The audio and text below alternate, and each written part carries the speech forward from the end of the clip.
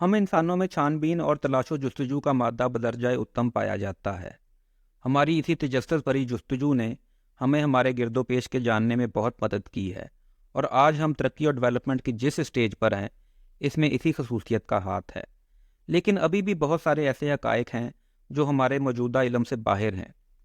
भेदों की ये दुनिया जहाँ अहले इल्म के लिए सवालिया निशान उठाती, वहीं इन भेदों से कई कहानियाँ जन्म लेती हैं, और जब हम इसका रुख आसमान की जानिब मोड़ते तो इस बात की सच्चाई अयां होकर हमारे सामने आ जाती है। रात के वक़्त तारों भरे खुले आसमान को तकने, गौर करने या दूरबीन या टेलीस्कोप से देखने पर हमें एहसास होता कि हम इस बड़ी तस्वीर के हिसाब से कितने छोटे हैं। हमारी रिसर्च बावजूद मदारों में रॉकेट और सैयारे और चांद पर 1969 में कामयाबी से लैंडिंग के शीरख्वारों वाली सतह पर ही है। मौजूदा दौर में अभी भी हम इस बड़े खुले लंबे चौड़े इल्म के सिर्फ एक छोटे पोर्शन से ही वाकिफ़ हुए हैं, और इस बात से बिल्कुल लाइलम है कि हमारी बसारत नज़र से आगे क्या कुछ वकूफ़ पज़ीर हो रहा है। हम अभी तक के इंसानी इल्म से आपको रूशनास करवाएंगे और ये भी बताएंगे कि वो कौन सी हदबंदियाँ हैं जिनसे हम अभी इनका मुकम्मल इदराक करने से कासिर हैं। तो चलिए शुरू करते हैं। मौजूदा वक़्त में 3 थ्योरीज़ कायनात की इब्तिदा और इर्तिका की वजाहत करती हैं। इनके नाम इस तरह से हैं: पहली बिग बैंग थ्योरी, दूसरी स्टेडी स्टेट थ्योरी और तीसरी द पल्सेटिंग थ्योरी। ताहम इन तीनों में से बिग बैंग थ्योरी को सबसे ज़्यादा कबूलियत हासिल है। यहाँ हम बिग बैंग थ्योरी के मुताबिक कायनात के इर्तिका की तशरीह करेंगे। बिग बैंग की सबसे ज़्यादा सपोर्ट पसे पर्दा कार फरमा माइक्रोवेव रेडिएशन से मिलती है। इसे समझने के लिए ज़रा माइक्रोवेव टोस्टर का तसव्वुर करें। जब आप उसे प्लग इन करते तो टेम्परेचर के बढ़ने से उसकी धाती प्लेट्स रंग बदलने पर रोशनी का अखराज करने लगती हैं। आप जानते हैं कि रोशनी लाइट स्पेक्ट्रम का हिस्सा है। ज़्यादा गर्म होने पर यह बरकी मकनातीसी लहरों को खारिज करता है। अब इसी चीज़ का इतलाक़ इस धमाके से करें जो बिग बैंग से मंसूब किया जाता है। उस वक्त ये रेडिएशन पैदा हुई, और ये भी आप जानते ही होंगे कि फ़िज़ा का फैलना रोशनी की लंबाई यानी उसके तूले मौज या फ्रीक्वेंसी को बढ़ाता है, जो कि कॉस्मोलॉजिकल रेड शिफ्ट के नाम से जाना जाता है। तो कुछ मिलियन सालों के दौरान वो रेंजिंग हरारती तीफ की रोशनी लंबी लंबी लंबाइयों पर रेड शिफ्ट होकर फ़िज़ा के फैलने से छोटी छोटी माइक्रोवेव में ढल गई, जिसे किसी भी डिश रिसीवर से सुना जा सकता है। चूँकि कायनात फैल रही तो इसके फैलाव और माइक्रोवेव रेडिएशन का हिसाब लगाने से माहिरीन ने पाया कि अगर मौजूदा सूरत हाल को उल्टी सिमत में चलाया जाए तो 13.8 अरब साल पहले वो सिचुएशन बनती है जब इसकी इब्तिदा हुई। तहकीककारों ने हमारे यूनिवर्स की अंदाज़न उम्र का तयन करने में कामयाबी हासिल की। इसका दूसरा मतलब ये भी बनता है कि हम मौजूदा वक़्त में ज़मीन से 13.8 लाइट ईयर के फासले तक देख सकते हैं। अगर कोई इस हालत को तसव्वुर करना चाहता हो तो वो एक गोल शक्ल की तस्वीर बना सकता है जिसमें ज़मीन को मरकज़ बनाया जाए। अब गोल शक्ल का बाकी हिस्सा हमारे नीले घर से देखा जा सकता है। अगर अब तक की बातों का खुलासा बयान किया जाए तो वो ये बनता है कि हमारी कायनात कई अरब साल पहले पैदा हुई, और उस वक़्त से लेकर अब तक ये लाखों कहकशाओं हमारे निज़ाम शमसी और पता नहीं क्या कुछ को जन्म दे चुकी है। हमारी कायनात 13.8 अरब सालों से इर्तिका पज़ीर और फैल रही है, और हम यहाँ कैसे पहुँचे? वैसे तो इस कॉस्मिक वाक़े की इब्तिदा कैसे हुई, ये बड़ी हद तक हम इंसानों के लिए एक भेद ही है। लेकिन जब ये शुरू हुआ तो फिर कभी रुका नहीं। मिली सेकंड्स के अंदर क्वार्क्स और फोटॉन जैसे ज़र्रात बने।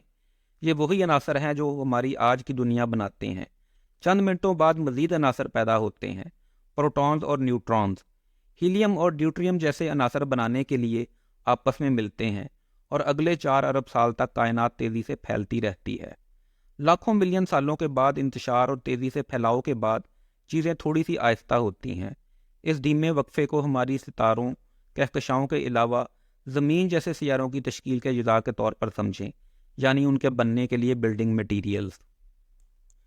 यहाँ से आगे हम पैरामोडियल गैस के बादलों का बनना देखते हैं, जो पहले से ही मौजूद अनासर यानी हीलियम और हाइड्रोजन से तश्कील पाते हैं। इन गैस के बादलों को ग्रेविटी लाखों सालों में इकट्ठा करना शुरू करती है। लाखों सालों बाद जब ग्रेविटी इन्हें इकट्ठा करती तो ये आहिस्ता होकर गाढ़े से गाढ़े होने लगते हैं। चलिए अब हम इनकी स्पीड को तेज़ करते हैं।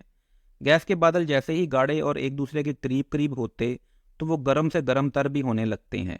जब इन बादलों का मरकज़ी दर्जा हरारत 10 मिलियन डिग्री केल्विन तक पहुंचता है तो ये अचानक रोशन हो जाता है। एक ऐसा अमल जिसे न्यूक्लियर फ्यूजन के नाम से जाना जाता है। हाइड्रोजन आइटम्स हीलियम बनाने के लिए मिलते हैं और इसके साथ बेहद ज़्यादा तवानाई खारिज होती है। अचानक हमारी कायनात का पहला सितारा पैदा होता है। लेकिन ये एक ही नहीं है। इन कॉस्मिक बादलों के अंदर अब अरबों सितारे पैदा हो रहे हैं। ये सिर्फ रोशनी के चमकते बॉल्स नहीं, बल्कि इनका हमारी कायनात को हैयत देने में अहम किरदार है। ये जब पैदा होते तो ये मुशाबा या एक जैसे नहीं होते। जैसे वो पैदा होते इनकी मुख्तलिफ अशकाल और साइज़ होते हैं। कुछ नीले देवकामत शक्ल इख्तियार कर जाते हैं, जबकि दीगर सुर्ख छोटी जिसामत वाले होते हैं। इनका सिर्फ साइज़ ही मुख्तलिफ नहीं होता, बल्कि इनकी ज़िंदगियों के दौरानिए में भी फ़र्क होता है। कुछ लाखों साल तक, जबकि दूसरे अरबों सालों तक ज़िंदा रहते हैं। और जब हमने इन सितारों का मुशाहिदा किया तो कुछ दिलचस्प चीज़ें वहाँ वकूफ़ पज़ीर होती देखीं कि ये सितारे तन्हा तन्हा रहना पसंद नहीं करते, बल्कि वो झुरमुट में रहना पसंद करते हैं।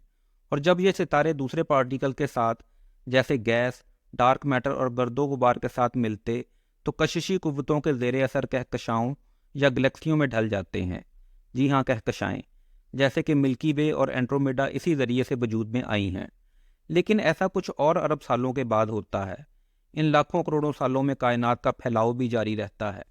मज़ीद कहकशाएँ बनती और दिलचस्प तरीक़ों से इर्तिका पज़ीर होने लगती हैं।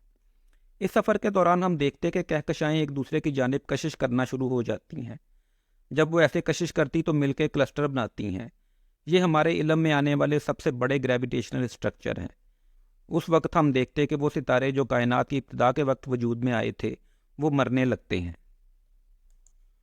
वो धमाके से सुपरनोवा में बदलने लगते हैं। लेकिन इनकी मौत पर उदास ना हों, क्योंकि सुपरनोवा का बनना वो कुर्बानी है जो कायनात को ऐसे ज़रूरी अनासर मुहैया करते जो बाद में सैयारों और ज़िंदगी की पैदाइश का सबब बनेंगे। अहम अनासर की बात करते हुए मैं डार्क मैटर का भी जिक्र करना पसंद करूँगा। ये वो पुरस्रार मादा है जो कोई रोशनी ना तो जज़ब करता और ना ही खारिज करता है, और ये कायनात के नक्शो निगार बुनने में अहम किरदार अदा करता है। अगरचे हम डार्क मैटर को देख नहीं सकते, लेकिन हम जानते हैं कि ये एक मजबूत कशिशी कुव्वत रखता, जिसने अब तक तमाम हैयत को मुतशक्किल पदीर होने में मदद दी है। यही वो छुपा हुआ नादीदा मादा है जिसने कायनात के दूसरे अनासर के साथ साथ कहकशाओं के झुरमुट बनने में भी मदद दी है। अब यहाँ चीज़ें कुछ वाज़ेह होने लगती हैं। कई बहुत ही छोटी छोटी कहकशाओं के मिलने से अब मिल्की वे बनने लगती है। हमारी नज़दीकी एंड्रोमेडा गैलेक्सी भी इसी दौरान बनती है। ऐसी ही कई दूसरी मुशाबा कहकशाओं में निज़ाम शमसी बनने लगते हैं। बड़े बड़े गैस और गर्द के बादल अपनी ही ग्रेविटी के ज़ेरे असर ढह कर फिर से जुड़ के सैयारे और सोलर सिस्टम बनाने लगते हैं। यहाँ से कहानी मज़ीद दिलचस्प मोड़ लेती है। अब हम मौजूदा वक़्त से 2 अरब साल दूर हैं और उस वक्त भी कायनात का फैलाव जारी है। मज़ीद सोलर सिस्टम और गैलेक्सियाँ वजूद पज़ीर होती और नए नए सितारे बनते हैं। सितारों की बात करते हुए इस वक्त शायद कायनात का हमारे लिए सबसे अहम सितारा पैदा होता, यानी कि हमारा अपना सूरज।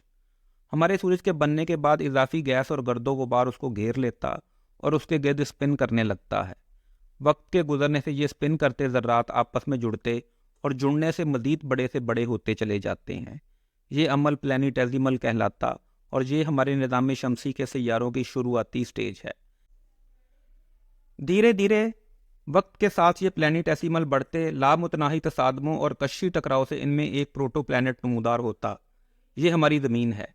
इसकी इर्तिका पज़ीरी में एक और वाक़या भी रूनुमा होता है।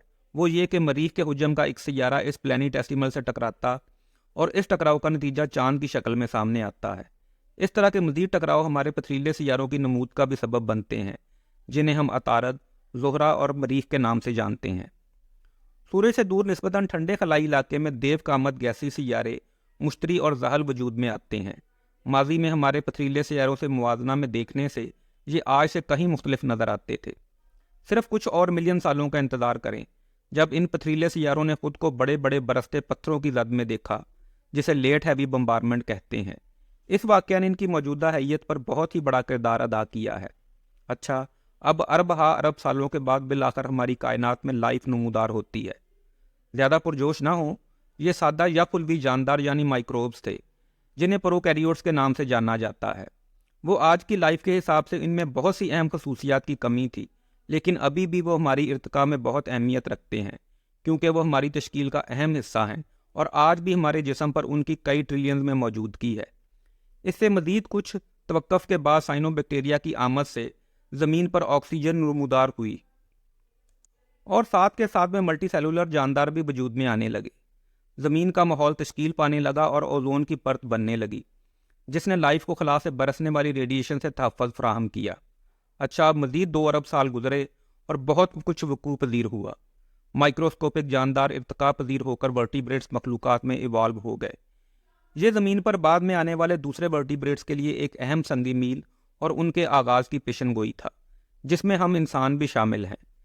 اسی وقت کے دوران مزید تبدیلیاں بھی نمودار ہوئیں، پودے ارتقاء پذیر ہوئے اور بر اعظموں نے حرکت کرنی شروع کی۔ یہ پینجیا میں ریپٹائل کا دور تھا، مگر اس کی کچھ شارٹ کمنگز بھی تھیں۔ ایک بہت بڑی معدومیت واقع ہوئی اور زمین سے زیادہ تر انواع کا خاتمہ ہو گیا۔ اس صورتحال نے ڈائناسور اور میملز کو پنپنے کا موقع فراہم کیا۔ جب یہ دور اپنے خاتمے کو پہنچا تو پینجیا ٹکڑوں میں بٹا اور ہمارے جدید یعنی اب نظر آنے والے بر اعظم تشکیل پائے۔ اب ہم یہاں آن وارد ہوئے۔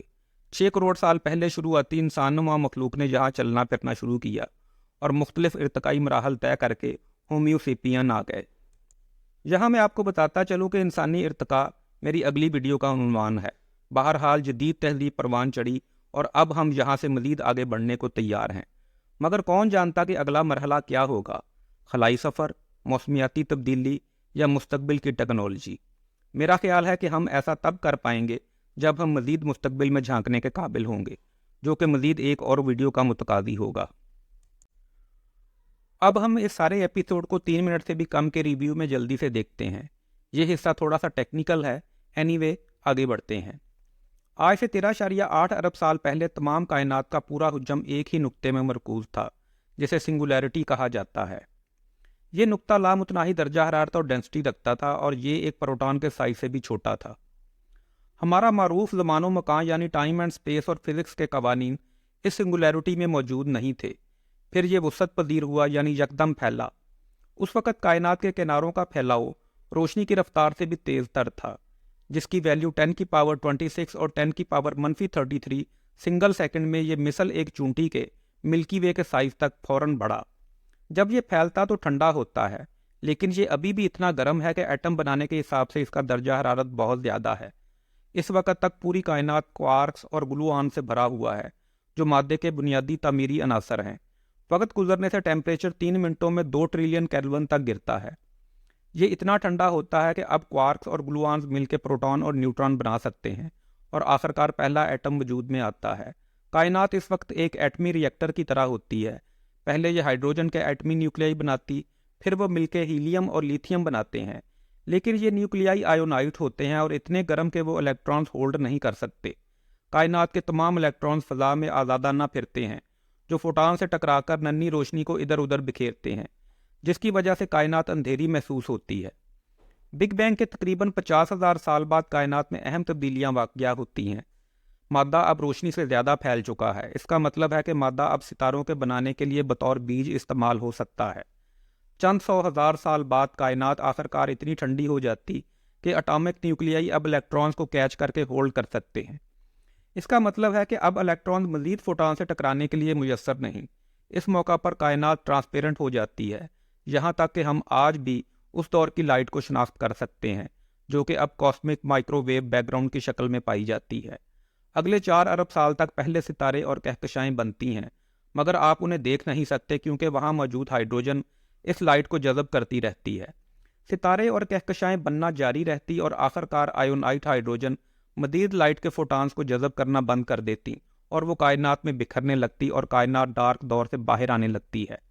اگلے چند ارب سالوں تک ستارے اور کہکشائیں بننا جاری رہتی اور ان کے پہلو بہ پہلو سپر نووا، کوئزارز، بلیک ہولز اور دیگر فلکی اشیاء کے ساتھ بھاری عناصر جیسے کہ کاربن، نائٹروجن، آکسیجن اور لوہا ستاروں کے مرکز میں بنائے جاتے ہیں۔